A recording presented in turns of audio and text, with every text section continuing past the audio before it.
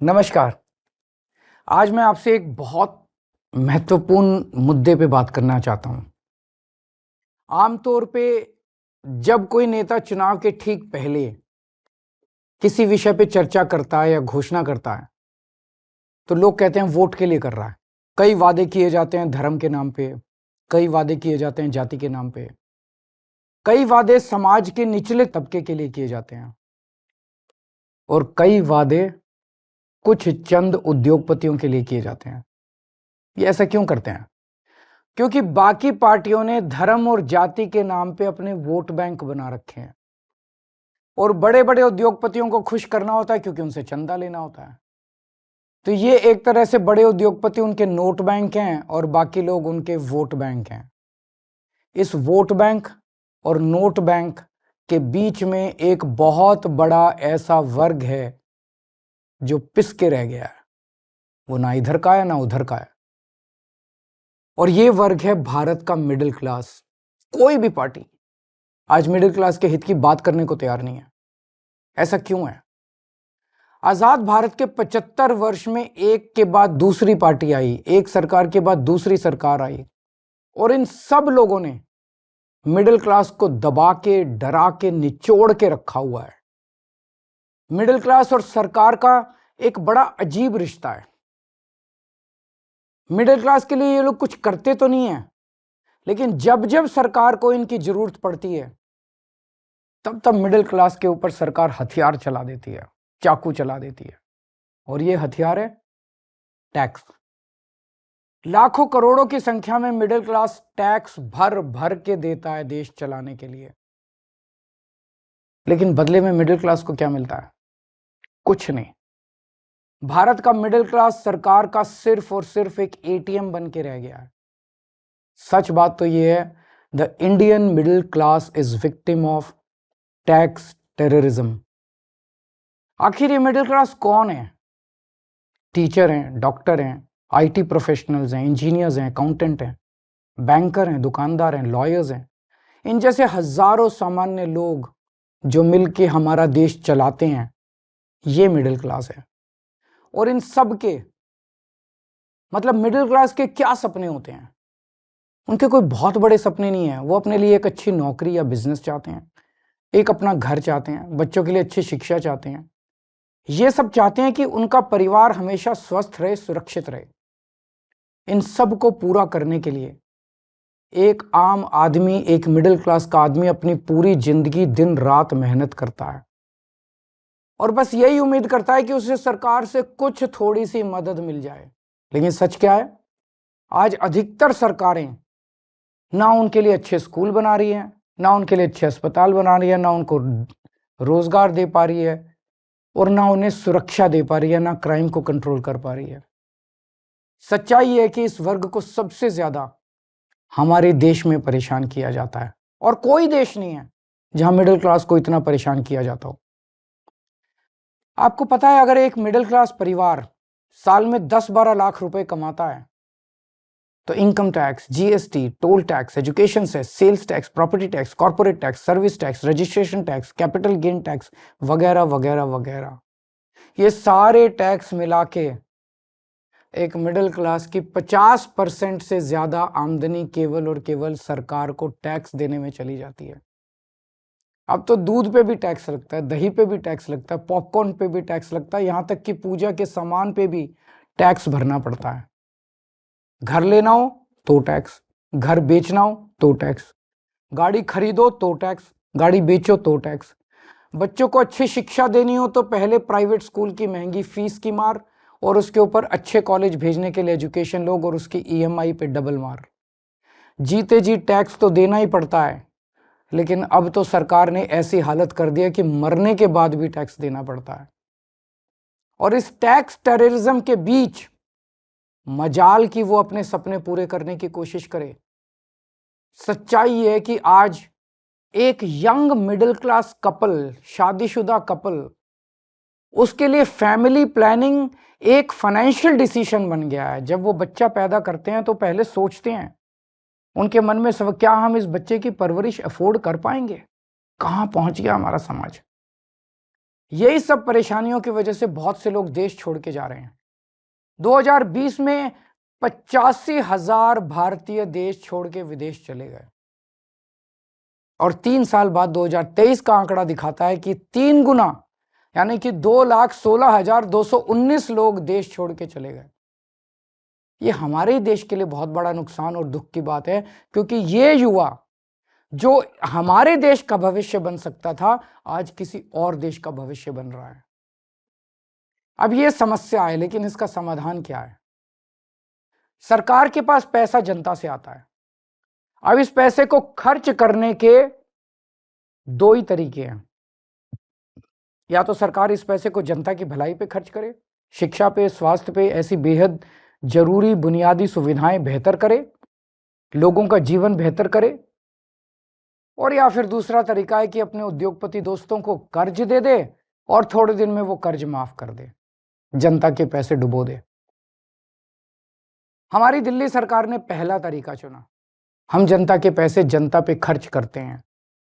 मेरा मानना है कि मिडिल क्लास सिर्फ शिक्षा से ही आगे बढ़ सकता है, इसलिए हमने सरकार बनते ही एजुकेशन का बजट 5,000 करोड़ से सीधा 10,000 करोड़ कर दिया और आज ये बजट 16,000 करोड़ पे पहुंच गया, हमारा दिल्ली का शिक्षा बजट।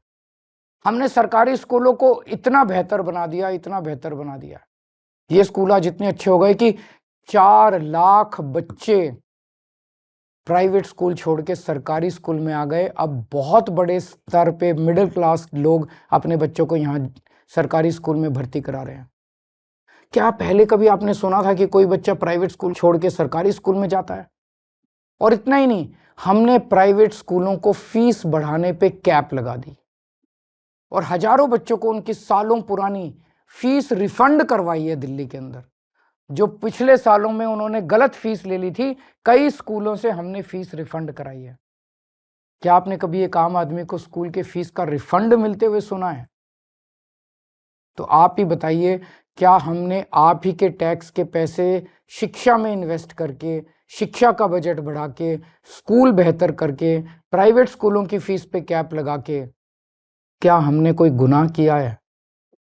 हमने मिडिल क्लास को महंगाई की मार से बचाने के लिए बिजली और पानी के बिल कम कर दिए। आज देश के सभी बड़े शहरों में सबसे सस्ती बिजली दिल्ली वालों को मिलती है। और इतना ही नहीं, हमने आपके टैक्स का पैसा इंफ्रास्ट्रक्चर में इन्वेस्ट करके पूरी दिल्ली में बिजली की सप्लाई 24 घंटे कर दी, जबकि 10 साल पहले दिल्ली में 8 से 10 घंटे के पावर कट लगते थे।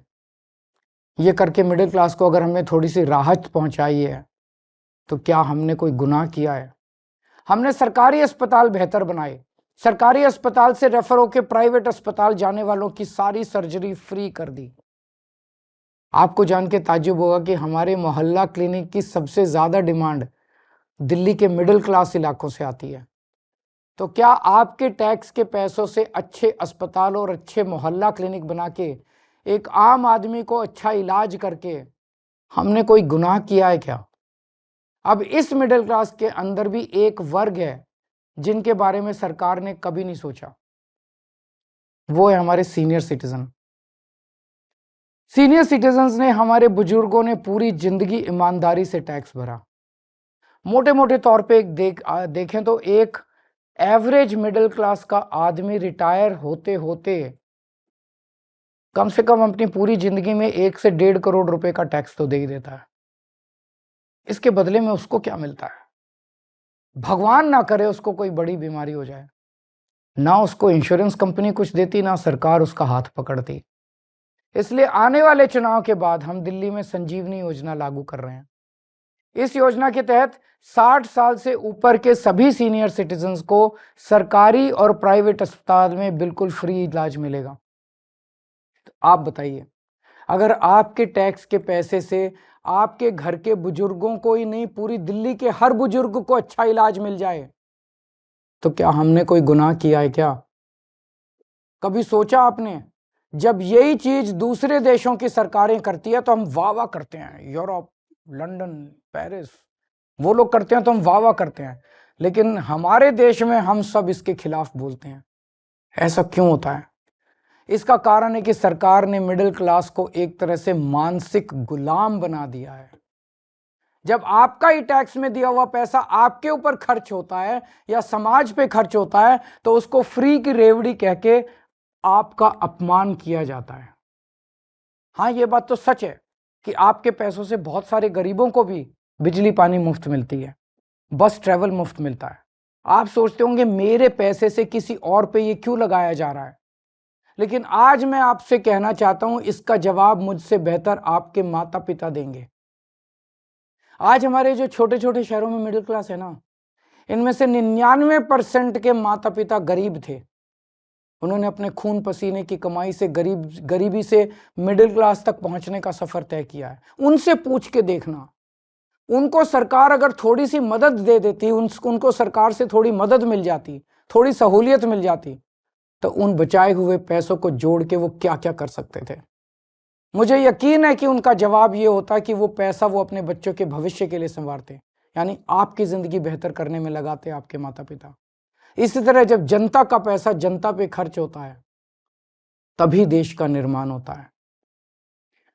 लेकिन ताज्जुब की बात यह है कि करोड़ों की तनख्वाह पाने वाले, लाखों की गाड़ियों में घूमने वाले, महंगे महंगे सूट पहनने वाले पत्रकार एयर कंडीशन स्टूडियो में बैठ के मिडिल क्लास को मिलने वाली छोटी छोटी राहतों पे सवाल उठाते हैं।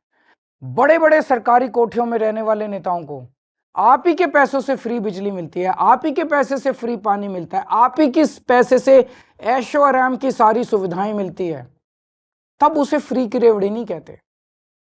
हमने दिल्ली में मिडिल क्लास को राहत देने की पूरी कोशिश की और आगे भी हम करते रहेंगे। मिडिल क्लास को ऊपर पहुंचाने में कोई कसर नहीं छोड़ेंगे, उनको राहत देने में कोई कसर नहीं छोड़ेंगे। और आज हम केंद्र सरकार से भी ये अपील करते हैं कि हमारे देश के असली सुपर पावर भारत के मिडिल क्लास को पहचाने। आज मैं ये ऐलान करता हूं कि मैं और आम आदमी पार्टी सड़क से लेके संसद तक मिडिल क्लास की आवाज बनेंगे, उनकी आवाज उठाएंगे, उनके मुद्दों को उठाएंगे। आज से 2 हफ्ते के बाद देश का अगला बजट आने वाला है। इस लोकसभा के सत्र में आम आदमी पार्टी के सांसद मिडिल क्लास के मुद्दे संसद में उठाएंगे। मिडिल क्लास की आवाज की गूंज अब संसद में सुनी जाएगी। हम ये मांग करते हैं कि देश का अगला बजट मिडिल क्लास को समर्पित हो। आज मैं केंद्र सरकार से 7 डिमांड कर रहा हूं, 7 पॉइंट डिमांड्स मिडिल क्लास की तरफ से। पहला, शिक्षा का बजट 2% से बढ़ा के 10% किया जाए, प्राइवेट स्कूलों की फीस पे लगाम लगाई जाए पूरे देश में। दूसरा, उच्च शिक्षा के लिए, हायर एजुकेशन के लिए सब्सिडी और स्कॉलरशिप्स दी जाएं। तीसरा, हेल्थ का बजट भी बढ़ा के 10% किया जाए और हेल्थ इंश्योरेंस से टैक्स हटाया जाए। चौथा, इनकम टैक्स की छूट की सीमा को 7 लाख से बढ़ा के कम से कम 10 लाख किया जाए। पांचवा, एसेंशियल कमोडिटीज के ऊपर, आवश्यक वस्तुओं के ऊपर से जीएसटी खत्म किया जाए। छठा, सीनियर सिटीजन्स के लिए मजबूत रिटायरमेंट प्लान और पेंशन की योजनाएं बनाई जाएं और देश भर में सभी सरकारी और प्राइवेट अस्पतालों में सीनियर सिटीजन्स को मुफ्त और अच्छा इलाज दिया जाए। और सातवां, बुजुर्गों को पहले रेलवे में 50% कंसेशन मिलता था जो बंद कर दिया गया, उसे दोबारा चालू किया जाए। ये है हमारा मिडिल क्लास का मैनिफेस्टो। अगर आप हमारे मिडिल क्लास मैनिफेस्टो से सहमत हैं तो हमारी वेबसाइट middleclassmanifesto.com पर साइन करें और आप अपनी भी आवाज़ केंद्र सरकार तक पहुंचाएं। अगर देश का पूरा मिडिल क्लास एक साथ एकजुट होकर अपनी आवाज़ उठाएगा तो सरकार की हिम्मत नहीं है कि वो आपकी आवाज़ ना सुने। सरकार को आपकी आवाज़ सुननी पड़ेगी। नमस्कार, जय हिंद।